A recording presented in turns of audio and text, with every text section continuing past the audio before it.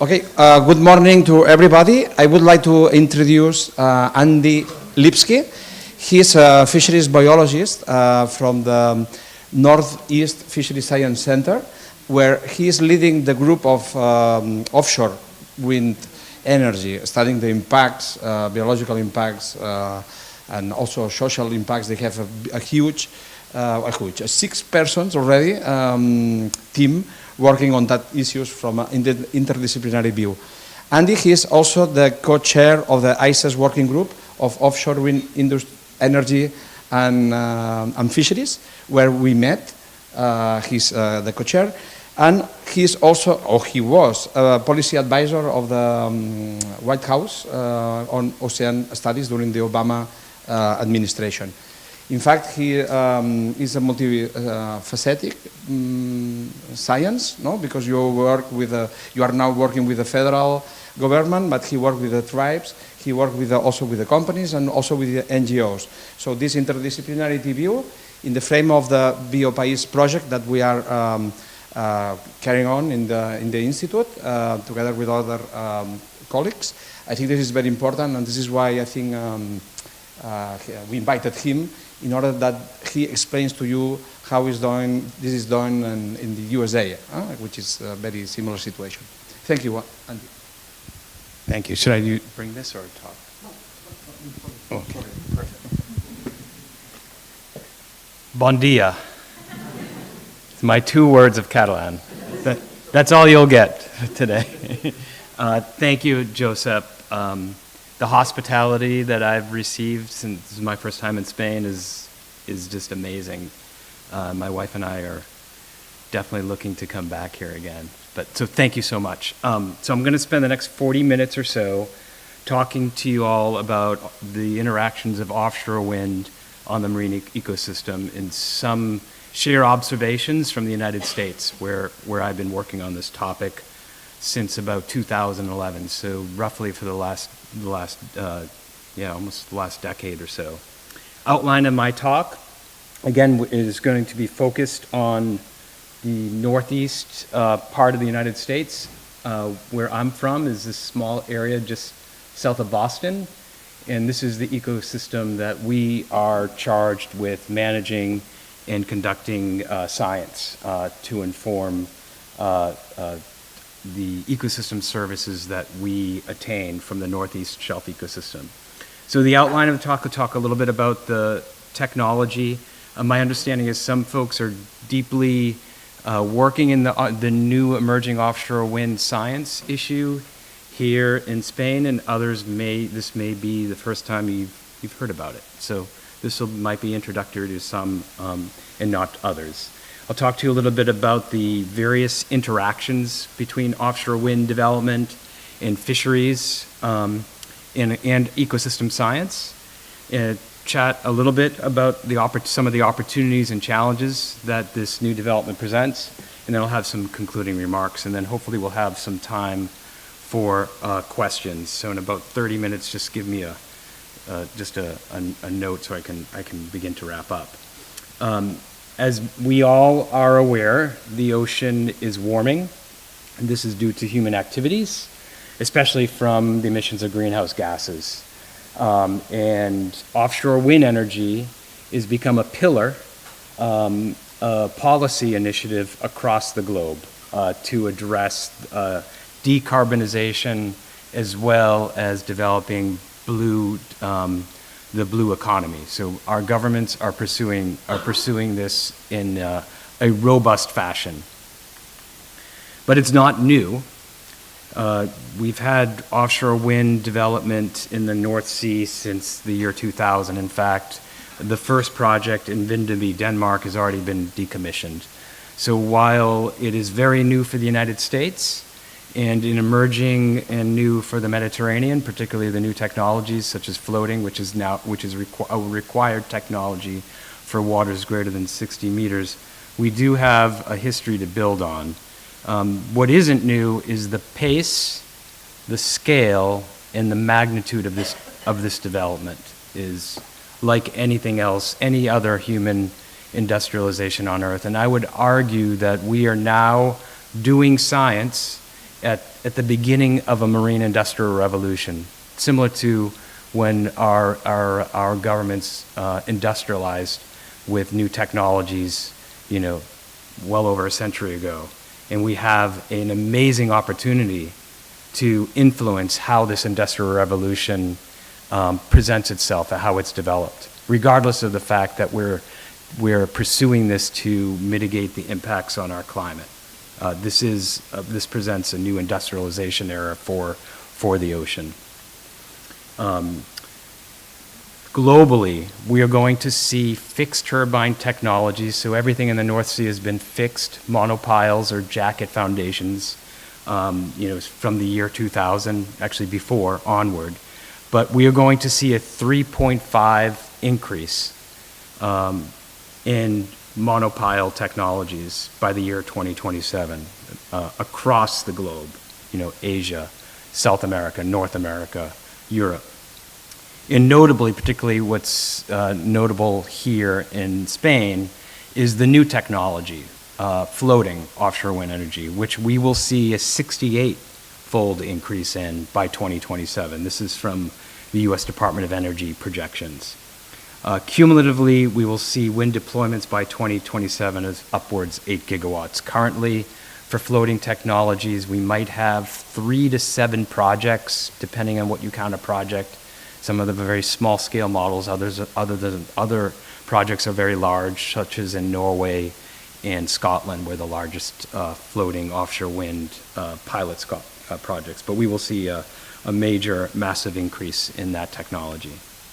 In the United States, as I mentioned, where I'm from is ground zero for the first deployments of offshore wind energy, where I was involved in the Block Island wind farm off of the coast of Rhode Island, they began construction in about 2013, 2014, and it's been in operation since about 2016. But in the U.S., we have a very large-scale effort to decarbonize our energy system and also to promote new blue growth technologies, and offshore wind energy is that pillar. We have a goal by 2030 of 30 gigawatts of deployment and 110 gigawatts by 2050. That means a massive amount of ocean space to accommodate that wind energy development. And like I said, in the Northeast region, where I'm from, we started this process in commissioned Block Island in 2016, and we're seeing the first projects now with Vineyard Wind and the South Fork project in this area right here. My wife, Kayla, who's in the audience, and I live right here, just south of Boston. So today, they are pile driving monopiles in the first commercial scale wind energy developments in the U.S., about 40 kilometers from our coast. So development is large in scale, the pace is fast, and the intensity of the development is of high magnitude. And it also interacts with many ocean uses, such as fisheries, which is a use in science that I'm involved in. This is just a depiction of the current use of the areas that are being planned for offshore wind energy development in the Northeast region here, looking at, this is vessel monitoring system data across all our vessels that have VMS deployments on them from 2015, 2019. Billions of dollars in landings in this area, in the Northeast area alone. Some of our most highly valued fisheries in the United States, the Atlantic scallop fishery and our American lobster fishery, occur in some of these same areas that we are now pursuing offshore wind development. And while in the North Sea, where there isn't sort of the scale of recreational fisheries in the U.S., the Mediterranean, my understanding, learning about the Mediterranean, recreational fisheries is quite important, which is similar to the region where I come from. And these fisheries, our recreational fisheries, will interact with offshore wind development. And when I use the term interact, interaction means that there will be a relationship between the industries and how the resources change. And those impacts could be negative or they could be positive. or there could be none at all. But when I talk about interactions, it's a neutral judgment. I'm not saying whether it's bad or good. I'm just saying that there will be interactions when we bring this new use into our marine waters. So in terms of where I work for the U.S. federal government, NOAA Fisheries. Our responsibility is for the stewardship of our nation's ocean resources and their habitats. So we promote and manage sustainable fisheries, provide safe sources of seafood for food productivity, and the other parts of our mandates is the conservation and recovery of protected resources, whether they're habitats, animals like cetaceans and sea turtles, or bird species, and we have mandates for healthy ecosystems. The agency I work for is a consultative agency that has a regulatory arm and a science arm. I work on the science side of the house. So our job is to progress the science so the science can then be the best available science for the regulators and the politicians to make decisions on. So that's the world that we live in, on the science side of the house. In offshore wind energy, like I said before, is happening at a very large scale, speed, and magnitude, and it basically interacts with everything that we do as a marine resource management and marine resource science agency. In the Northeast region, we have 177 distinct fishing communities. These are communities that are inherently shaped economically, culturally, and socially by their relationship to the sea. And it's not just the fishermen going out to the sea, it's the web of interactions when those fisheries are landed in those communities. And it's a way of life for those communities. There's very complicated, integrated social, economic webs or networks. And so when we talk about interactions on fisheries and fishing communities, it's not just can the boats go out there and fish, it's what happens when we do go out there and fish, from the maintenance and operation of our vessels to the markets that our seafood is going to the various relationships between those markets and restaurants, to the actually global seafood supply. That it's everything that we talk about our fishing communities. In our region, unlike the North Sea where we have decades of development, we have many listed species of marine mammals that are protected under various statutes. We have like 34 cetaceans that inhabit the areas that we are developing offshore wind energy. We have sea turtles, we have endangered fish, we have numerous fisheries. In my region alone, we conduct the science and management for over 50, 60 fish stocks.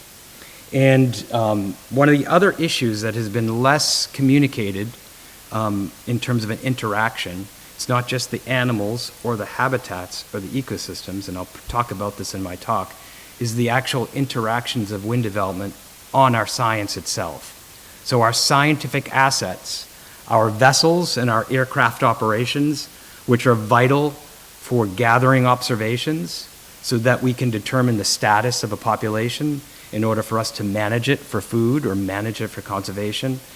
These observations, our platforms and our methods, will be disrupted by offshore wind energy. And so our scientific assets also interact with this development. The bottom line up front, if I had one slide to leave you with, we've identified, and this is a challenge for any country that is pursuing offshore wind energy development, whether it's that wants to also achieve coexistence with existing and traditional ocean uses and the resources. We identify sort of 5 areas of work, and this defines where we are currently working at NOAA Fisheries. Establish the scientific data and support, making sure we have people that actually can deliver the science and management to inform the planning of these areas, and supporting the regulatory process. That's need number 1. Need number 2, as I mentioned before, is we need to mitigate the impacts of this development on our science itself, for our fisheries scientific surveys as well as our ecosystem and habitat surveys. 3, we need research and monitoring. There are many different interactions that we will go into in this talk from offshore wind development on our trust resources. Our trust resources, when I say trust resource, I'm defining our trust resources as our fishing communities, human dimension as well as the natural resource dimension and the various ecosystem services. We must understand what these interactions are in order to manage this in a sustainable way. Fourth is to advance the science of mitigation. There will likely be some unavoided consequences to this development. Displaced fisheries, animals that may respond in different ways that may impact that population. And we must advance tools to mitigate those impacts. In the fifth area of need, and this is coming from a scientist, this is not the area I work in, but we can highlight through science where there are mismatches in these needs and our policy frameworks that are developing offshore wind energy, the planning or the regulatory process. So what is offshore wind energy development basically? And I am not an engineer, so I will not do a great job on this, but I do think we have engineers here that could probably present this slide. But essentially we have turbines, whether these are fixed or floating, and these will capture the kinetic energy from the atmosphere. They are connected via submarine cables. In the case of floating, these cables will likely not be submerged. I have a schematic to show that. But these wind energy platforms or wind energy arrays are connected through an inter-array cable system. And then there will be an offshore substation that converts, that will convert that energy flow so that the energy can be exported through an export cable to land. There will be an onshore substation, and that onshore substation will connect to our grid. That's, in essence, a very simple schematic of what this looks like. In terms of the various technologies of the structures themselves, some of the earliest structures were jacket foundations or monopiles. These can be installed in less than about 60 meters of water. And basically, up until now, all the development has been in this shallow water zone. Now that the technology has advanced, and what's interesting, it's if you work in the field of ocean energy, whether it's traditional like oil and gas or it's renewable, it's hard to keep up with the technological advancements of the energy ecosystem. And so it's changing constantly. So right now, the newest discoveries are that we can now build floating offshore platforms. Again, it's this technology that we've actually adapted from oil and gas platform technologies and applied it to this renewable resource. And we have the turbine blades, the nacelle, the power generator, the support for these massive engines, and then the platform itself, and there's various different types of configurations regarding the floating. And these are basically uninhibited in terms of the depths they can be deployed. At that, with the one caveat is we only have a few projects in the water. We don't yet have a commercial scale floating wind energy system. Like I mentioned before, the technology is changing very fast.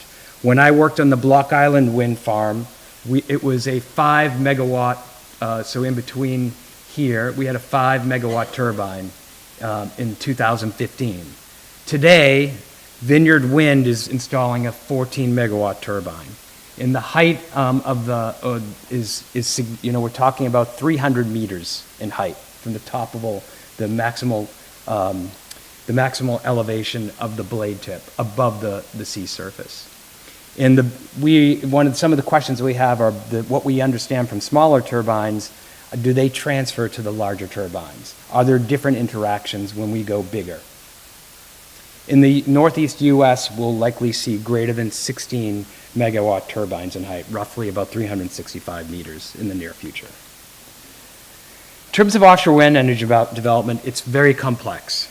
There's the turbine technology itself, there's the pace of development, there's the stages of development, which I'll get into, and then there's the scale of development, and there's the different components of development. So the engineering and construction and operation of development is complex.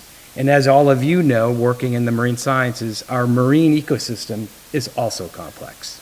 So bridging these complex systems together is a challenge for us. In the offshore wind development stage, basically the projects start in terms of when we see interactions with our resources. It's the geophysical and geotechnical survey phase, which lasts about 2 to 4 years.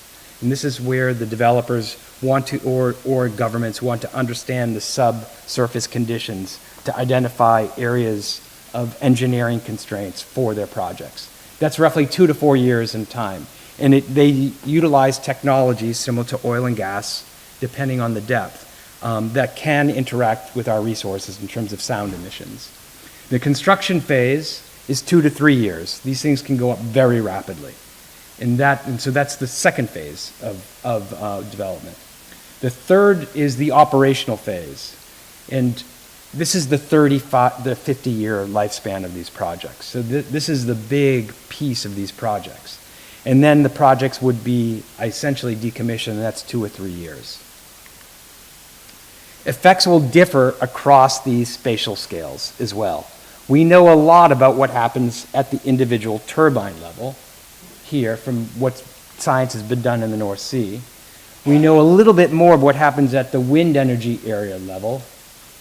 We know very little about what's happening at the regional level other than from modeling studies because the empirical science has not yet been completed.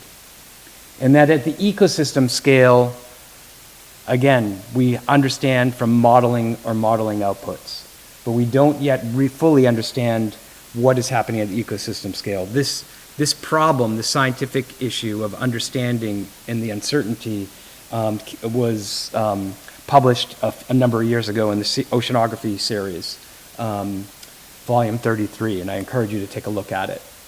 But we've advanced our knowledge base since 2000, I think it was 2019, since 2019, but I would still argue that we know very little beyond A and B. So interactions at population level scales. The work that we do at NOAA Fisheries, we're really interested in what's happening at a population level, okay? Because that's where we manage fisheries and ecosystems and wildlife and habitats at. And the impacts of offshore wind are likely, and we know, are beyond the footprint of the development because of the impact producing effects don't just occur where the turbines are or where the vessels are or where the cables are. Those effects can happen over greater distances. And what we know from the literature, and I could spend 45 minutes just on this slide, this is just a summary of what we understand are the interactions between offshore wind development and the marine ecosystem.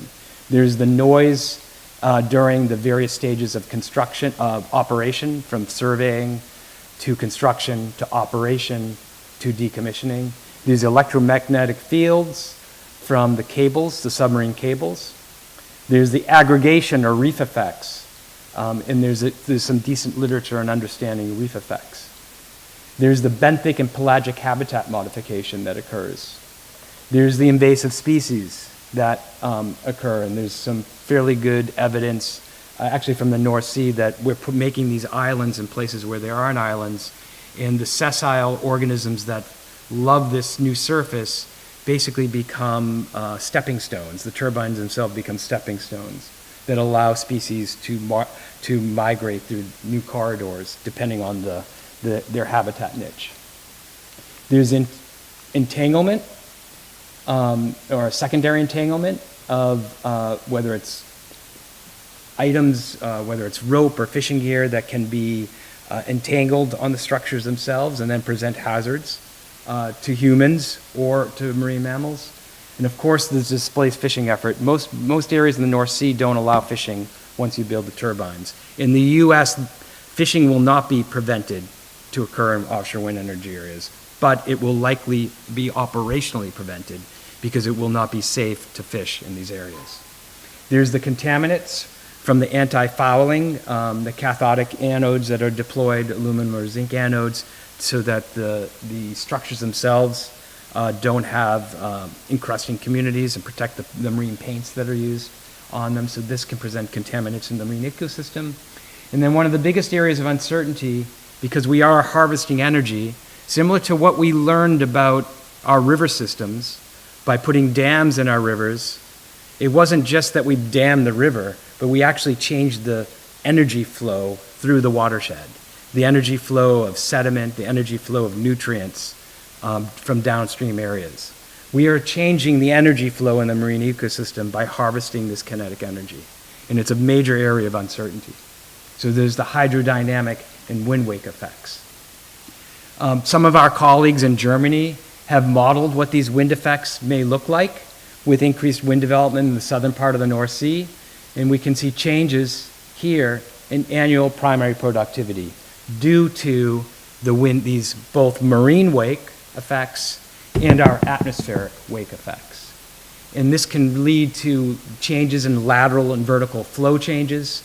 This can change stratification of areas, which can impact temperature, salinity, and nutrients, which we know is sort of the drivers for the base of our food webs, whether they're fish or whales, and it can change the ultimate productivity. Whether this is bad or good, we don't know. But we do know that it can be disrupted under large-scale offshore wind development. And of course, larval transport and recruitment effects could also interact with these changes in oceanographic conditions. Fishing industry impacts are fairly well documented. I mean, if your government prevents you from fishing in a wind energy area, we know that we're displacing fishing. In the US, it's still unclear who will actually be fishing in these areas under commercial scale development. But some of these impacts are the exclusion or preclusion of vessels or displacement. And so if they continue fishing, they have to fish somewhere else. But we all know the ocean is a busy place. And oftentimes they're not fishing somewhere else because someone else is using that area, whether it's another gear type or another use. Or their permits don't allow them to fish somewhere else. Then there's changes in habitat or fish. If we're changing these resources and making areas more productive, potentially, like aggregation effects, that will change fishing patterns. And then there's the human safety element. I've talked to fishermen that have lost power in offshore wind energy areas where they are allowed to fish, like in the United Kingdom. That is not a fun place to be, not having power and trying to avoid hitting a turbine. Some other issues are fishing, like I said, fishing restrictions, different types of gear that will be required, and then the multiplier effects. Like I said before, if fishermen are excluded from an area, how does that affect the rest of the fishing community? And how does that affect quota and management? Recreational fishing can also interact with offshore wind development.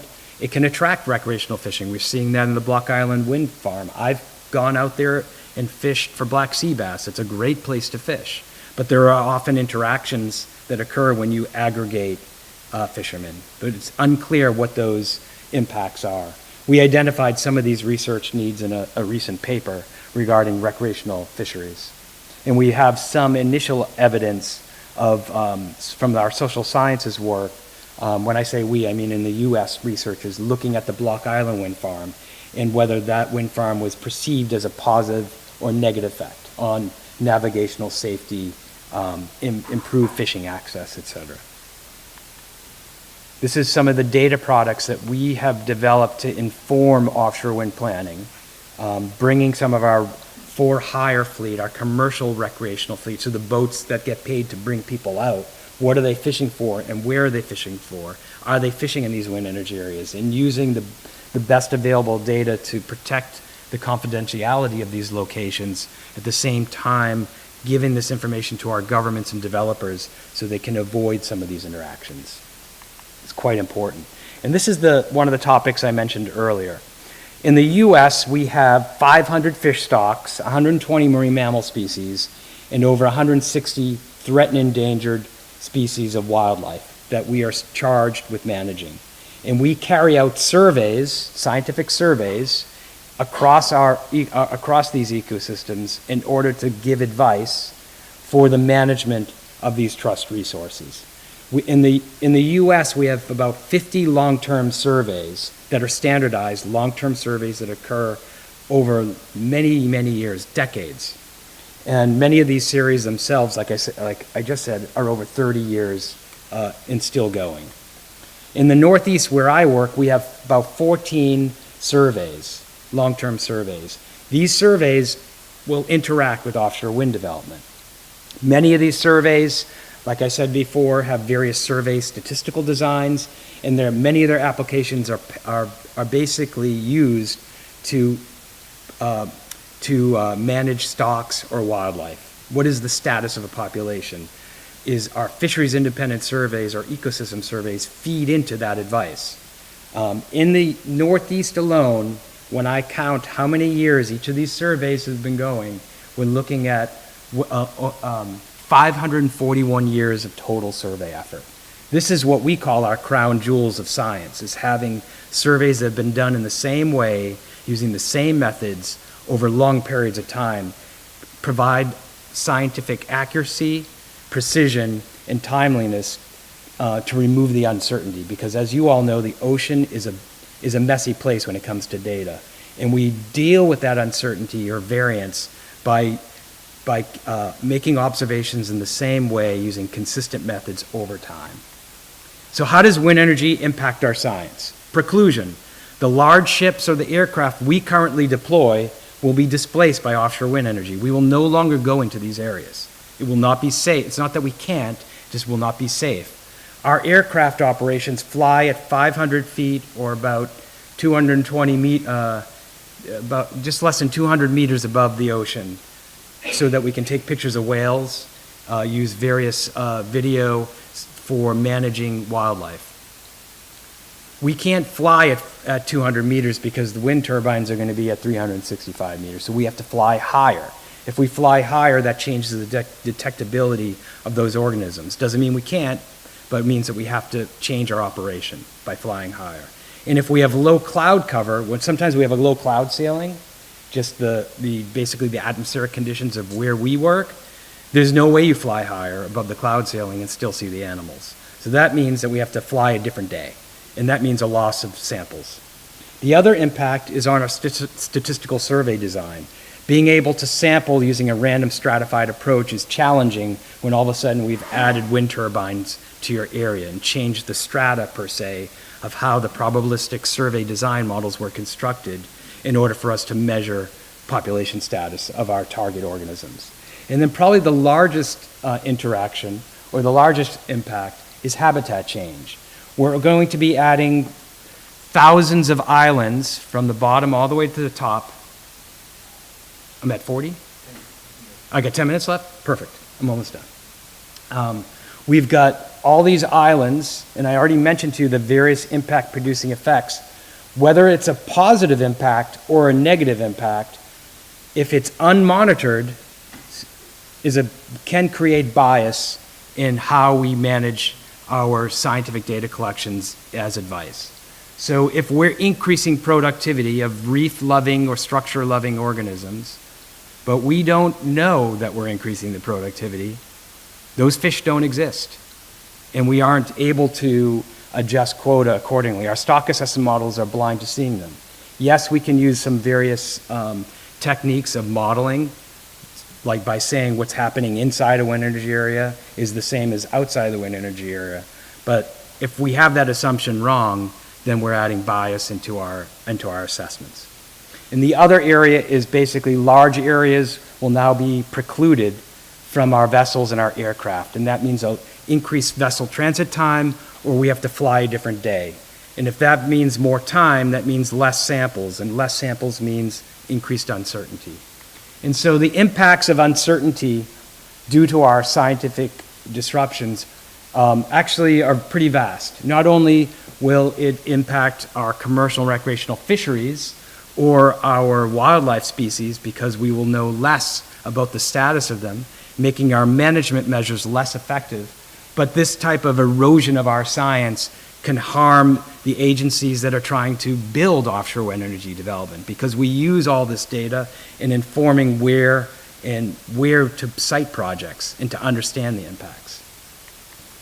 So we identified the scientific need in the review of the first commercial scale project in the US, the Vineyard Wind Project. And we determined that this project would have adverse, negative, major impacts on our scientific surveys.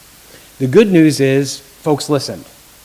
And we developed, in harmony with our sister agency, a strategy to mitigate those impacts, which we published last year. And we're in the process now of developing strategies across all of our regions to avoid, minimize, and mitigate the impacts of wind development on our scientific enterprise. In the Northeast, we recently completed our survey, but these strategy efforts are currently underway.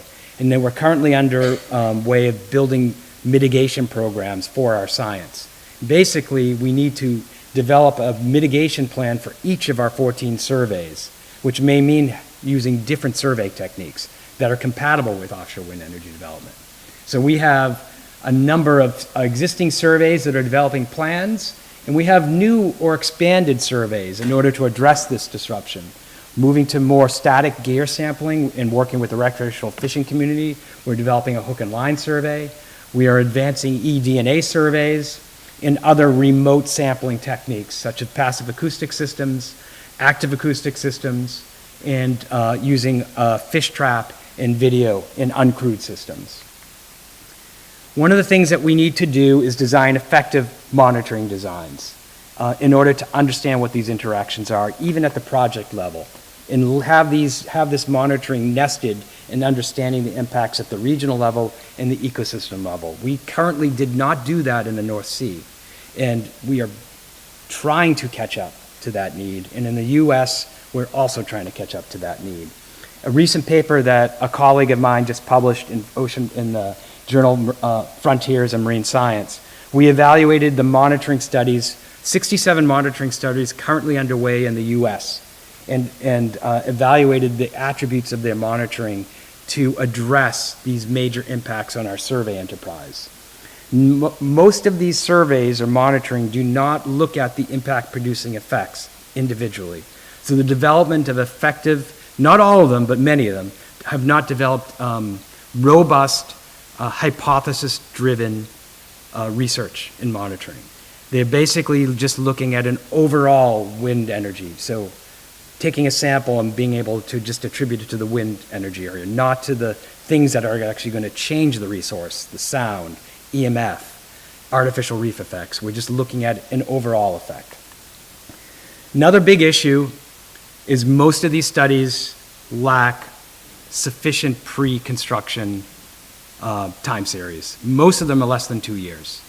Some of them are 3 years. Ideally, we want 5 years of pre-construction monitoring in order to capture the variability that we all understand exists in the marine ecosystem. These monitoring studies will not mitigate the impacts on our surveys. So, there's a few of these projects that will, such as the we have a drop camera survey at Vineyard Wind, which could become a data stream directly into our Atlantic Scallop survey. So the challenge also presents an opportunity, because now we have really increased our need to embrace new technologies. Without offshore wind energy, we were going there anyways. This just tells us we need to move faster, and we need to operationalize these new technological approaches to monitoring. I'm going to skip this slide. I'm going to skip this. So the other thing I talked about is the effects can differ through the life history. The effects will differ based on the construction, the time scale of construction, the phase of development. It will also differ depending on the life stage of the organism. And this presents real challenges to our ecosystem science. This is one example of a species. There's 260 or so of these animals left on Earth, the North Atlantic right whale, and this species depends on tidal fronts. In fact, the winter foraging habitat for right whales happens to be the same area that we're developing large-scale offshore wind energy. And they love copepods. They're lipid-rich, they are lipid-rich, and that is what they love to eat, particularly in the wintertime. If we disrupt the oceanographic conditions that set up copepod density and abundance that make it efficient for a right whale to filter the water column, then that potentially could degrade the health of an individual right whale, which could, with 260 animals left, have a major impact on the population. I'm going to skip here. So in terms of floating wind, like I had mentioned earlier, Scotland was the first, Portugal and Scotland have some of the first pilot scale projects. Norway now has a project in place, and there's some emerging research, not a lot, coming out on floating wind, and our friend Josep has also published some evidence in terms of what the possible interactions will be from floating offshore wind. So I encourage you all to take a look at that. Human dimensions research is really needed. It's not just the animals. Humans are animals too. We will all interact with offshore wind energy. Our ICES working group that I work with Joseph and others from Europe and the US is focused on the human dimensions of these interactions, and we are starting to develop conceptual models of how offshore wind development touches on these various components of the human dimension. One of the key areas I'll leave you with is collaboration. I've spent the last week and a half here in Spain at the ICES Annual Science Conference, and then here in Girona and Barcelona, and this is the key to addressing this challenge, is we have a call to action as scientists. We are in the midst, at the beginning of a marine industrial revolution, and we could help inform that revolution. And there's incredible uncertainty on what these interactions are. But if we look at our history of natural resource extraction activities, that history sometimes does not lead to great outcomes. But we have a chance to get this right. And I'm not saying that we shouldn't be pursuing offshore wind energy development, but we should be pursuing it with a science-based approach and ensuring that we're deploying the best of our understanding, the best science assets we can to avoid the avoidable consequences.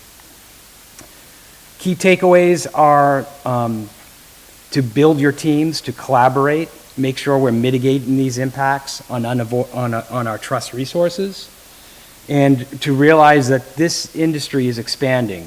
It's either being planned somewhere or it's imminent in construction in almost every continent. And from an ecosystem and fisheries perspective, we could have fisheries and offshore wind energy. That's good. Or we could end up with fisheries or offshore wind energy, which I would say is not good. Or conservation or offshore wind energy.